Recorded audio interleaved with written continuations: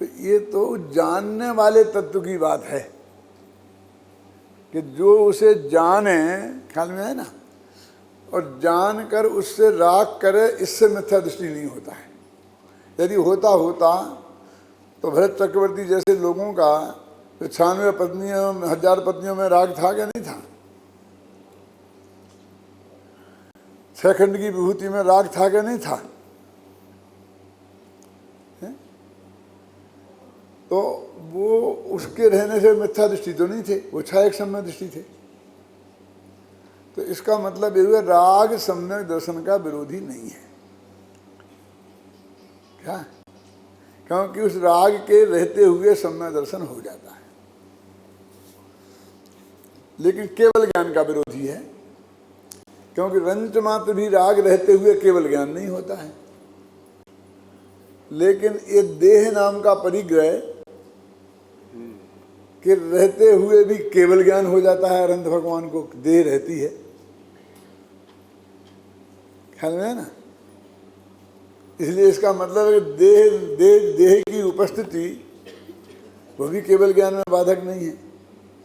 राग की उपस्थिति तो अकेली सम्यक दर्शन में बाधक नहीं है, केवल ज्ञान में बाधक है।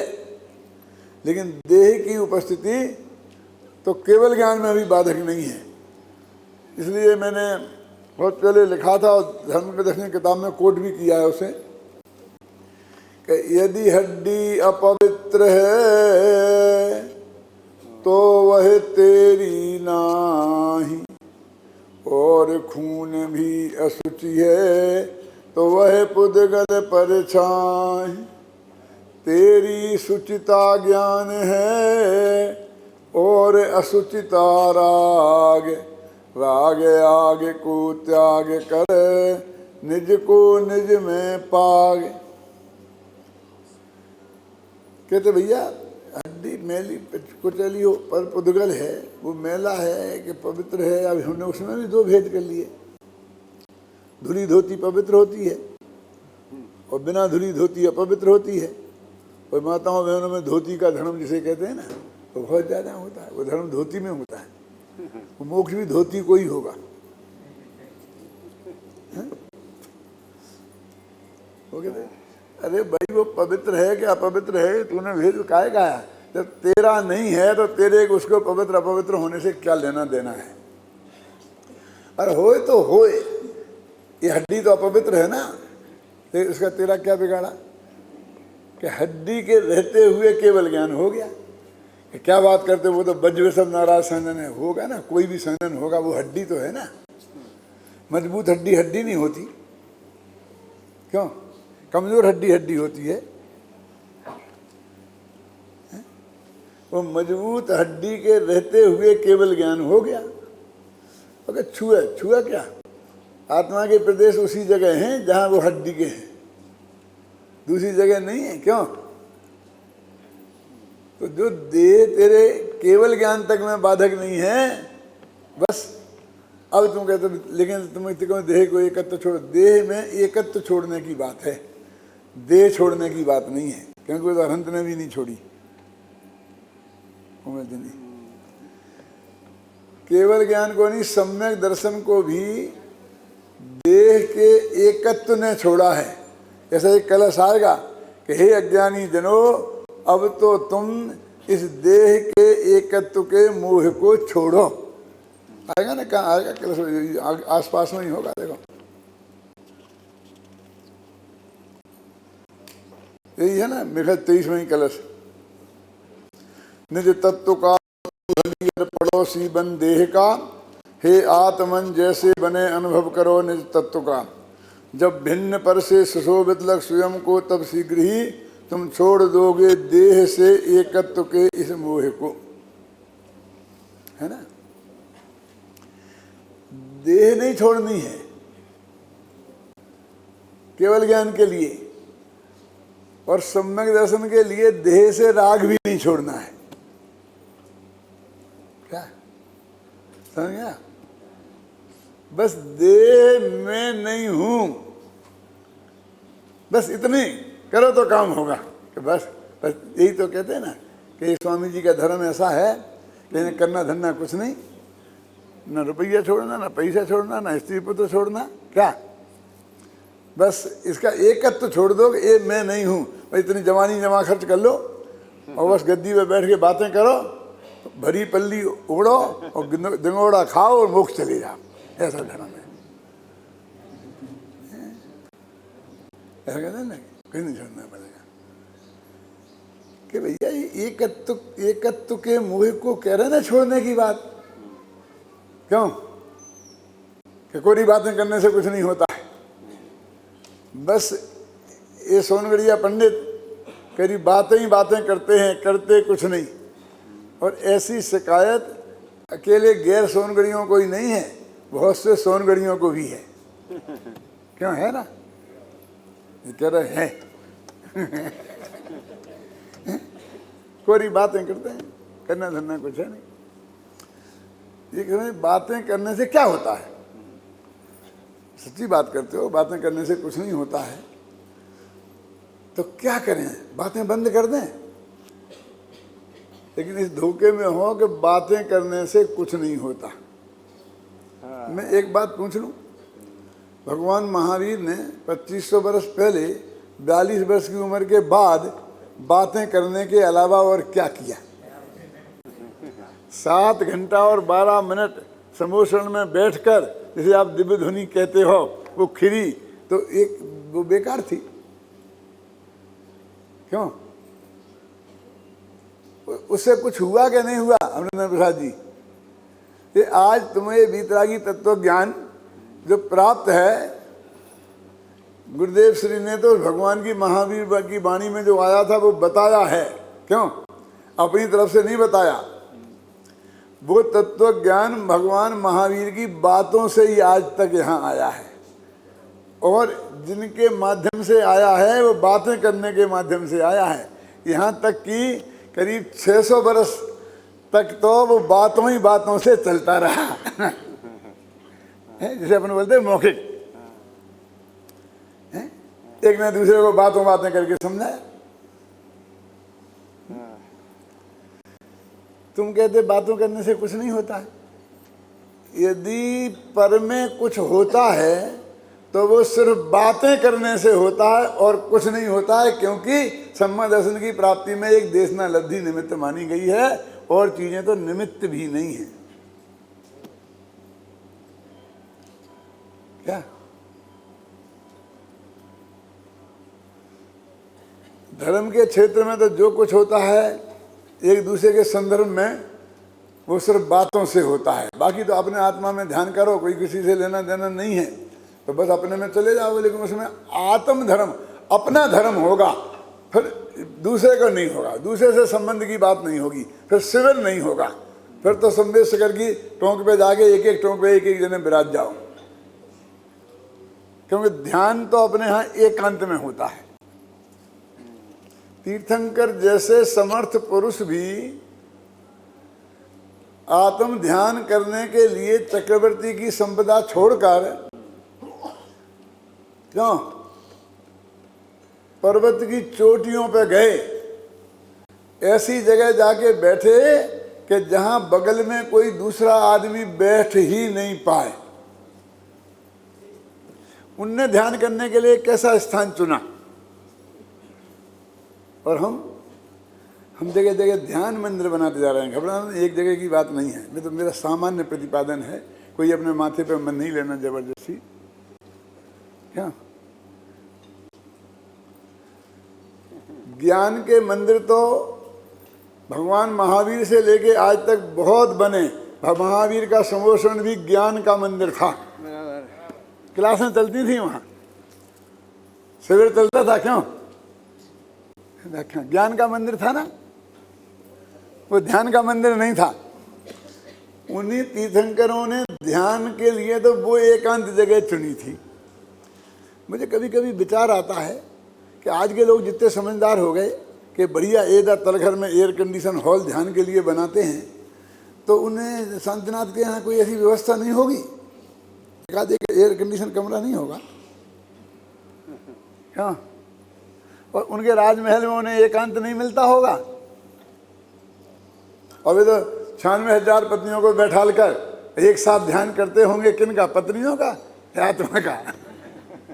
सब जने आ गए कि नहीं आ गए? सब जने ठीक से बैठ गए कि नहीं? कोई आगे पीछे तो नहीं बैठा है? हैं? सब आसन में बैठ जाओ, पद्मासन लगा लो। सब बात का ध्यान रखना है ना, जाता है ना? है? ऐसे समर्थ सर्व संपन्न वालों ने भी वो जगह क्यों चुनी? इसलिए मैं कभी कभी कहता हूं कि जैनियों के तीर्थ पहाड़ों पर क्यों होते हैं? जैसे हिंदुओं के तीर्थ गंगा के किनारे होते हैं, नदियों के किनारे होते हैं, समुद्र के किनारे होते हैं, ऐसे ही हमारे होते तो कितना मजा आ जाता। पिकनिक की पिकनिक व तीर्थ यात्रा की तीर्थ यात्रा है? बने बनाए स्विमिंग पूल गंगा जी में लगाओ गोता, नहाओ धाओ, खूब अच्छी तरह से नहाओ दो, खाओ पियो। क्यों? भगवान का प्रसाद लो और खाओ, गंगा जी में नहाओ। अकेले भक्तों को ही फायदा नहीं होता, उनको सजाने वाले संभालने वालों को भी फायदा होता। वहाँ एक मंदिर बनाना होता तो जितने में एक मंदिर बनता, वैसा ही मंदिर संदेश शिखर की चोटी पे उनसे 100 गुने पैसों में भी नहीं बनेगा। क्यों? गंगा के पानी मुफ्त का है, गंगा में से ले लिया, एकदम समतल भूमि, सीमेंट कंक्रीट सब पहुंच गई आसानी से। अब वहाँ संदेश शिखर की चोटी पे एक बोरी सीमेंट की ले जाए तो वो कितना आज का रेट क्या चला? 400-500 रुपये चल रहा है ना, बोरी का नहीं, ले जाने का। संदेश शिखर में यात्री को ले जाता है ना, तो एक बोरी सीमेंट का वही वजन हुआ ना, तो वही लगेगा नहीं लगेगा? जहाँ नहीं जाती है आपकी गाड़ी मारी तो वो आदमी ले जाएगा ना। क्यों? तो इतना सारा मटेरियल नीचे से सीमेंट कंक्रीट लोहा सब ऊपर ले जाने में कितना खर्चा होगा? इतना तो कम से कम हमारे भगवानों को सोचना था कि हमारे पर्वत की चोटियों के तीर्थ मर गए, नदियों के किनारे के समुद्र के किनारे क्या होता तो गोवा में होता एक अपना तीर्थ, तो मजा आ जाता ना। नहीं है। क्यों नहीं है? क्योंकि उन्हें ध्यान के लिए एकांत चाहिए था।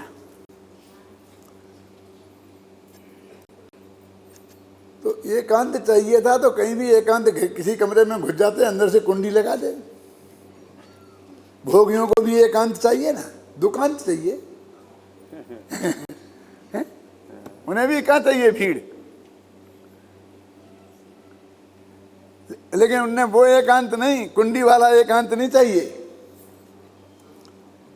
पर्वत की चोटी वाला, वो धूप में बैठने वाला, क्योंकि धूप से सारे कर्म जल जाते होंगे। क्यों? कुछ तो वैसे ही उड़ जाते होंगे, कुछ पसीना में निकल के बह जाते होंगे, नहीं बहते? पसीना तो बहता है लेकिन पसीना में कर्म नहीं बहते हैं। लेकिन वे वहां क्यों बैठे मेरी समझ में नहीं आता। किसी वृक्ष की छाया में बैठ जाते, ठंडी ठंडी हवा, कितना मजा आता। अपन कहते हैं ना, बहुत बढ़िया है, हस्तिनापुर चलो, बढ़िया तीर्थ धाम, ऐसी ठंडी ठंडी हवा चलती है। तुम भोग का स्थान खोज रहा है क्या योग का स्थान? क्यों बाबू भाई? उन्होंने धूप में बैठना इसलिए पसंद किया कि कोई बगल में आके नहीं बैठे। समझे ना? छाया में होगा तो कोई ना कोई बगल में आके बैठेगा, कोई आदमी नहीं बैठेगा तो गाय भैंस बैठेगी, गाय भैंस नहीं बैठेगा तो कुत्ता बिल्ली बैठेगा, कुत्ता बिल्ली नहीं बैठेगा तो मक्खी मच्छर बैठेगी। कोई ना कोई बगल में बैठेगा और वो डिस्टर्ब किए बिना रहेगा नहीं, वो माथा खाएगा। इसलिए ऐसी जगह बैठो कि जो कोई बगल में आके बैठे ही नहीं। लेकिन कुछ तो ऐसे भी भगत हो सकते हैं कि नहीं साहब, मैं तो आपके साथ 4000 गए थे ना आदिनाथ के साथ, फिर जो कुछ भी होगा सर्दी गर्मी सब भोगूंगा, लेकिन बगल में बैठूंगा। तो जगह भी ऐसी चुनी कि 2 आदमी बैठ ही नहीं सके।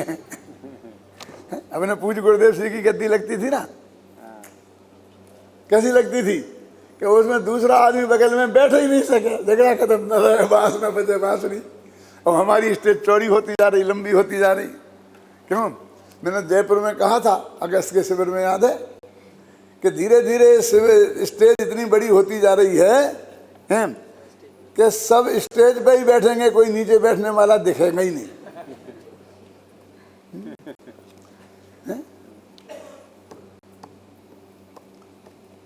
अरे मालाएं इतनी चलती जा रही हैं कि बाजार में मालाएं नहीं मिलेंगी। भगवान में समोषण में भी कैसी व्यवस्था और ध्यान में भी कैसी व्यवस्था। ऐसी जगह कि दूसरा कोई बगल में बैठ ही नहीं पाए। उस पर्वत की चोटी पर वहां उन्हें एकांत इष्ट था, बोलना इष्ट नहीं था, अरे सोचना इष्ट नहीं था। कहां लिखा बोलो बेटा, पढ़िए कोई किताब में पढ़ी? द्रव्य संग्रह पढ़ी? किसने पढ़ी द्रव्य संग्रह? आता ना, माँ चिट्ठई माँ जमपई, आता ना, चेष्टा मत करो, माँ जमपई बोलो मत, माँ चिट्ठई चेष्टा मत करो, और माँ चिंतई चिंतमन मत करो। इसका नाम ध्यान है। क्यों? मन वचन कहा तीनों की चेष्टा रुकनी चाहिए ना। तो माँ चिट्ठई एक काय की चेष्टा रोकी, माँ जमपई ये वचन की चेष्टा को रोकी, और माँ चिंतई ये मन की चेष्टा को रोकी। तो मन वचन काय का अब कोई काम नहीं है, तुम्हारी छुट्टी, बताओ तुम्हारी जरूरत नहीं है हमें। तुम तो जब सोचते थे तो मन काम आता था, क्यों? बोलते थे तो जबान काम आती थी, हैं? और ऐसा करके बैठते थे नासाग्र दृष्टि कर कर, क्यों? बिल्कुल अगर नाक के अलावा और कुछ नहीं दिखे, है? तो फिर तो आत्मा का दर्शन हो जाएगा कि नाक दर्शन होगा, है? और नाक जानते हैं क्या कैसे बोलते हैं? कि हम नाक ही नहीं जानते हैं, ये तुम बताओगे। लोग कहते हैं कि बेशहर की नाक हैं, क्या? लोग कहते हैं कि बेशहर की नाक हैं, हम भी कहते हैं कि बेशहर की नाक हैं पर छिनकी हुई।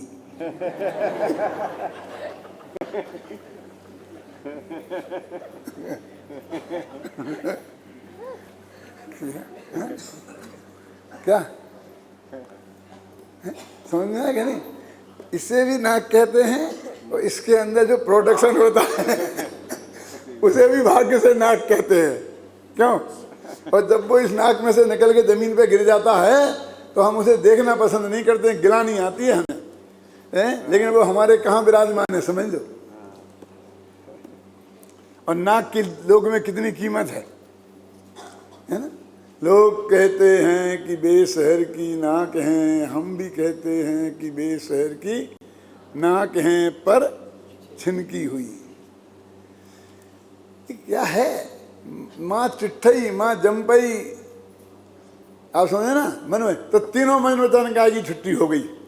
अब ये क्या कहते हैं, सुनो, ये ध्यान कराने वाले, ध्यान से सुनना, ध्यान से सुनोगे तो हम भी ध्यान करा रहे थे। क्या? क्यों?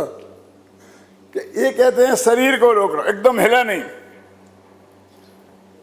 अब इस बात का ध्यान रखो कि शरीर हिले नहीं, समझे? अरे शरीर पे से ध्यान हटाने को तो ध्यान कहते हैं, और तुम शरीर हिले नहीं, क्यों? वो ध्यान। इसमें तो समय सार में क्या लिखा है? छिज्जदुबा भेज्जदुबा, छेदो भेजो और माँ गच्छदु यथेष्टम। जहाँ जाना हो वहाँ, ये परिग्रह तो मेरा नहीं है, ज्ञानी तो अनिच्छक है। क्या हो इसका? क्यों? तू इसका करता क्या है संभाल के अलावा? बोल। और संभाल भी कहाँ कर पाता है?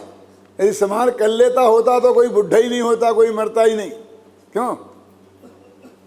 सिर्फ संभाल करने का विकल्प करता है, और उसकी सजा है ये अनादिकाल से आज तक इस संसार में रखड़ना। मैंने किया, मैंने संभाला, मैंने किया। बोलो इतना सा अपराध है। कभी कभी मेरे व्याख्यान में आपने सुना होगा कि यदि आपको यदि किसी को संबंध दर्शन पैदा हो जाए, हो सकता है कोई असंभव नहीं है, क्यों, तो हो जाए तो क्या होगा नैमित जी, उसके माथे पर 2 सींग उग जाएंगे, क्या होगा। संबंध दर्शन होने के पहले फोटो खींचो और बाद में फोटो खींचो तो कुछ फर्क आएगा, क्यों, फोटो तो इस देह का खींचता है, देह को थोड़ी संबंध दर्शन हुआ है? कुछ फर्क नहीं पड़ेगा, बिल्कुल जैसा है वो वैसा ही रहेगा, क्योंकि हम फर्क देह में देखते हैं और देह में तो कोई फर्क उससे पड़ने वाला नहीं है। अभी कहते हैं ध्यान रखो कि शरीर हिले नहीं, एक एक शब्द समझ सोच के बोलो, क्यों, ये 32 दांत के बीच में एक जबान रहती है, तो दांत कहते हैं कि जरा संभल के रहना, तू अकेली है और हम 32 हैं, सब आगे फेंक जाएंगे, हम कितने कठोर हैं और तू कैसी मुलायम है, तू क्या बिगाड़ लेगी हमारा।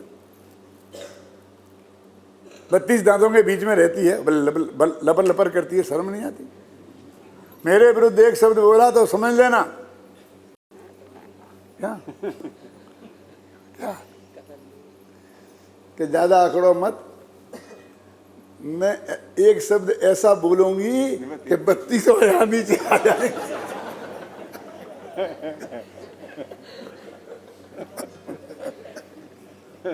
क्या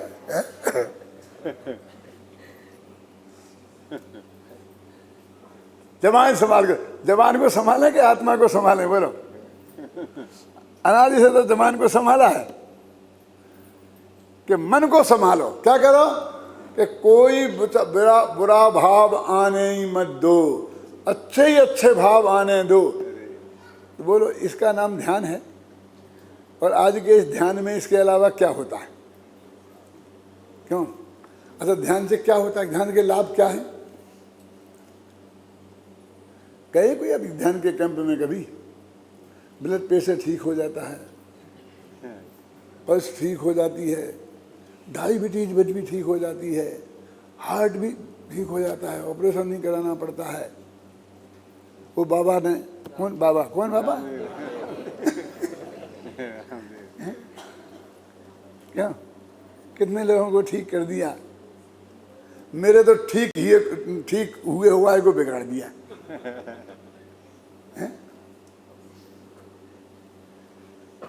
ये लाभ है, जिस ध्यान के ये लाभ हो, ख्याल में आई ना, वो ध्यान ध्यान है, अच्छा ध्यान है, सच्चा। जिस ध्यान को करें जिससे केवल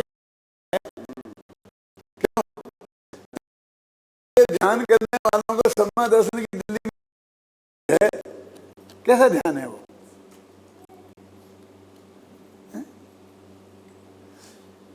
धर्म तो क्या है कि इस शरीर की क्रिया में तुझे कुछ नहीं करना, कुछ नहीं करना है ये नहीं, तूने कुछ नहीं किया है ना आज तक, ना अभी और ना कभी करेगा। ये इन गाथाओं में कहा है, देखो मैं पढ़ता हूं। सचित और अचित एवं मिश्र सब पर द्रव्य ये मेरे हैं मैं इनका हूँ, ये मैं हूँ या मैं हूँ वही। क्या कह रहे, 3 प्रकार के पदार्थों के भेद 3 करे, कौन कौन, सचित्त, अचित्त और मिश्र।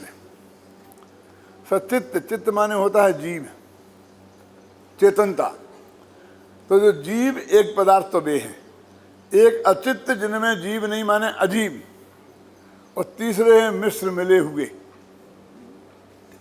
क्या समझे ना, जैसे देखिए सिद्ध भगवान हैं तो वो चित्त हैं, सचित्त हैं और कुछ नहीं है उनमें, फिर वो अचित्त हैं, और हमारा हमें शरीर है ना ये सचित्त है, क्योंकि ये साथ में आत्मा भी है और शरीर भी है। और मिश्र कि जिनमें दोनों ही हों, सचित्तता भी हो और अचित्तता भी हो। उस सेना वगैरह का उदाहरण दिया है कल में ना। हाथी घोड़े हैं वे सचित्त हैं, सैनिक हैं वे सचित्त हैं, ख्याल में है ना। और ये रथ हैं, हथियार हैं, तलवार है, बंदूक है, वे अचित्त हैं। और ऐसे कई बोलते हैं ना, जैसे हम गांव, देश, नगर, तो उसको क्या बोलें, गांव को जला दिया, तो सचित्त को भी जलाया, अचित्त को भी जलाया। तो पदार्थों के 3 प्रकार के पदार्थ हैं। इन पदार्थों में ये मैं हूँ, मैं इनका हूँ, ये मेरे थे, मैं इनका था, मैं इनका भविष्य में रहूँगा, ये मेरे भविष्य में रहेंगे। ऐसी असंभव कल्पनाएं मूढ़ जन नित्य ही करें, ये अज्ञानी का लक्षण है। कि जिस देह की क्रिया को चाहे वो तुम धर्म के नाम पर करो और चाहे कर्म के नाम पर करो, मान्यता एक सी है। चाहे भोजन करने के कर्ता बनो और चाहे उपवास करने के कर्ता बनो, मिथ्यात्व नामक पाप दोनों में एक सा है। क्या कहते त्यागोपादान सुना तो सकती है, तूने कभी कुछ किया ही नहीं है, तूने कुछ कभी किया ही नहीं है। तो वो जो मैं आपसे कह रहा था, एक होते हैं गेय पदार्थ, है ना, और दूसरे होते हैं आत्मा की विकारी पर्याय, जैसे हम राग द्वेष मोह कहते हैं। तो गेय पदार्थों ने तो आज तक हमारा कुछ बिगाड़ा ही नहीं है, कि ज्ञान में तो घुस गए कि उनके घुसने से कुछ बिगड़ा नहीं है। ख्याल में, यदि घुसने के से बिगड़ता होता तो अरहंत भगवान सबसे ज़्यादा बिगड़ गए होते। यदि गंदे गंदे चित्र देखने से तो आदमी बिगड़ जाता है ना, क्यों? अरहंत भगवान जितने गंदे चित्र देखते हैं उतने कोई देख ही नहीं सकता। समझ में आया ना? तुम तो इन माता बहनों को कपड़ों में देखते हो, एक कपड़े सहित माता बहन को अरहंत भगवान कपड़े रहित देख लेते हैं। समझ में आया ना? अरे उससे नहीं, इनमें एकत्व ममत्व से बिगड़ता है। ख्याल में है ना? इनसे राग हो जाए तो भी बड़ा बिगाड़ नहीं है। ये मैं हूँ, ये मेरे हैं, मैं इनका कर्ता भोगता हूँ, ये 4 चीजें बिगाड़ वाली हैं। मैं ज्ञाता दृष्टा हूँ, ये बिगाड़ वाली नहीं है। इसमें एक चक्कर ये हुआ दादा, ये भ्रम क्यों फैला जा रहा कि ये जो सद्भूत असद्भूत व्यवहार नए है ना, तो जिस नए में स्त्री मेरी, पुत्र मेरा, मकान मेरा, इनको रखा ना, अथवा शरीर मेरा इसको रखा ना असद्भुत व्यवहार नए में, उसी में मैं गेयों को जानता हूं, इसको भी उसी नए में रखा। मतलब दोनों एक से हो गए, फिर दोनों एक से ही हो गए। जब स्त्री छोड़ने योग्य है तो गे भी छोड़ने योग्य हो, गेयों को छोड़ना माने नहीं जानो। ऐसा हमारे को विचित्र में भ्रम कर गए। नए तो एक है, अब वो नए क्यों एक है वो तो समझते नहीं कोई। नए चक्र पढ़ने पढ़ाने वाले भी नहीं समझते। वो तो सिर्फ ये है कि संयोग का ज्ञान कराए, उस नए को असद्भूत व्यवहार नए कहते हैं। क्या काय किसका काय का ज्ञान कराए? चूंकि वो गे स्वा तो है नहीं, अपने जानने में आए तो पर है ना, तो इस संयोग का ज्ञान कराया, इसलिए बस पर है, इसलिए उसका नाम असद्भूत हो गया। समझ गए ना? इतना असद्भुत होने का कारण है। तो क्या शरीर को अपना मान ले तो मिथ्यात्व हो जाता है क्या? हाँ, तो ज्ञान में जो गे झलके उन्हें अपना मान लोगे तो मिथ्यात्व हो जाएगा। लेकिन वो जानने से थोड़ी हुआ, उसमें अपना मानने से हुआ।